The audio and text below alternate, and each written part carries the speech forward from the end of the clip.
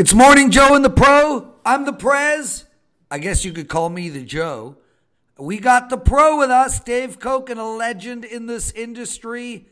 One of the best handicappers ever, not only today, but ever. And today, Dave, the youngins still can't hold a candle to you. Oh, thank you. Although last night wasn't very good, so it's only the last thing that matters, and going to get back on the beam tonight. We're going to talk a couple of NBA games tonight, and also we'll look at both NFL games. But first, a couple of promos for you all. I have a 5-unit play in hockey tonight. It's only my 4th 5-unit play of the year. It is my 2nd this week, however. I did pick Winnipeg 2 nights ago and won. I got another one up tonight. You guys can have it for $10. Head over to WagerTalk.com. Use the promo code Prez NHL10. As for Mr. Cokin, a week of all your plays, my friend, for a very low price of $49. Dave, 49, in case you don't know how to spell Dave. That's not my age, by the way. What? That's the price, not my age. No, your age is about 79. You charge a lot more. DAVE 49. Head over to WagerTalk.com and get Dave's entire week of all plays, including his NFL card, for $49. And both those NFL plays were posted this morning. You have 2. Let me take a look. Oh, I see them, Dave. Oh, yes. We're not against each other, I'm very happy to say. I'm only on one of your 2 plays, so it has been presidentially approved. The other play I have no opinion on. Let's get to the NBA, brother. Give us a free thought for tonight, and I will do the same. Well, I'll give you a college game since I'm not doing any NBA. We'll take it. This is an interesting game because the line, excuse me, the line of this game went from 1.5 to 4. The BYU Pepperdine game. I can't see it, BYU being 4 on the road at Pepperdine. They're a terrible road team. They don't play any defense. Pepperdine got one of their players back about 7 or 8 games back. It gave them some bulk on the inside. It's really helped them. I think the Waves have a really good chance to win this basketball game tonight. And I think at the price, with it being 4, that's pretty good value at this point. Don't be afraid to go against the steam, okay? Because oftentimes you'll end up on the right side at a better number. And I think that's the case here. Pepperdine +4 for a free play.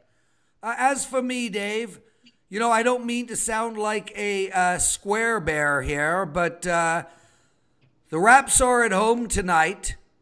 They're playing the ridiculously bad Phoenix Suns. The Suns are 11-34 on the year, 11 wins. Conversely, the Raps are 33-13 on the year. Phoenix is zigzagging a bit right now, but they've lost 8 of their last 10 games. This is their 2nd road game in a row. The Raps come back from a road trip. They've won 5 of their last 6 games, but they did lose to Boston, which we actually spoke about, Dave, and you suggested to take Boston in that play. I think -8 is a short number. I think the Raps are going to absolutely blow this team out. I wouldn't be surprised if it's in the 20s. So I like Toronto minus the 8 points. Do you have any thoughts on that game at all? No. And again, I'm not doing the NBA till the playoffs, so you'll get very little. I don't even want to talk about the NBA because I'd be lying if I said I was following it. By the way, one quick note, that Pepperdine is now mostly +3.5.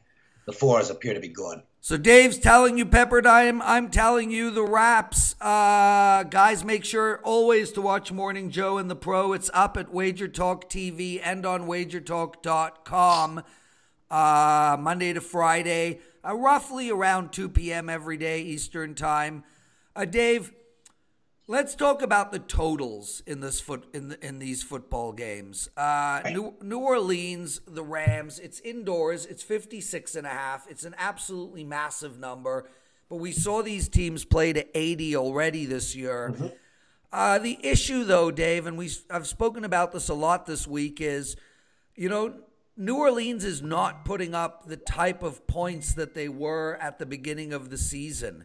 They've changed their game around a bit. They are running the ball more, and they're missing a second wide receiver, really. I know we're going to get a lot of Saint fans saying, oh, what about this guy? What about that guy? The bottom line is New Orleans, they're missing a real quality tight end. They're missing an underneath game. 14 targets to Michael Thomas every game. There's an argument to be made about both the over and the under. What are you thinking in this game? Well, look, Brees, let's call it straight. He has not been throwing the ball real well the last few weeks. He just hasn't. He missed at least 3 wide open guys last week, including the very first play of the game where the Saints decided to go over the top and go long, and he underthrew the guy by a good 5 yards, and that turned into an interception. And the flip side of it is the Saints defense is getting better. It's playing pretty well right now. The Rams have a defense that has also, I believe, improved, and their offense has not been the same in terms of explosiveness since the Cooper Kupp injury. It had an impact on the team. They're also more confident running the ball now because Anderson has proven to be a great pickup who's taken some of the burden off Gurley. So I think you've got a more conservative approach for the Rams because of no Kupp. It closes down some of the passing game, and the fact that going into this game, I think they're going to – I'm not saying they're going to turn into a team that just tries to grind things out like the Bears or something like that, but they're going to stress the running game here. And that does 2 things. One, it hopefully gets them some time-consuming drives that are successful and also keep the Saints' offense off the field. And the Saints right now, if Brees isn't throwing it at his optimum level, they don't score as much. So I think you can make a case here that this number is an indication from the odds makers that they think it might be an underplay, because the masses are going to come in and bet the over. Yeah. And it looks really inviting at that number. So I would look at the under in this game. It's not going to be a play for me, but that would be an opinion. And Dave, the other thing is, you talk about the Rams sort of slowing the game down and going on these long time-consuming drives. I mean, I think we saw that out of New Orleans last week against Philadelphia. I think offhand, the start of the third quarter, didn't they put up a 10-minute drive? So they're dipping and dunking, if you will, moving slow down the field. They've got a great running game. Yeah, that they do. I expect a lot of screenplays and wheel routes, though, in this game because, the New Orleans offensive line is really hurting, and that's sort of what is affecting, Drew Brees a little bit. But, yeah, look, I mean, it's a massive total, and, arguments can be made for both. Let's talk about the New England-Kansas City game.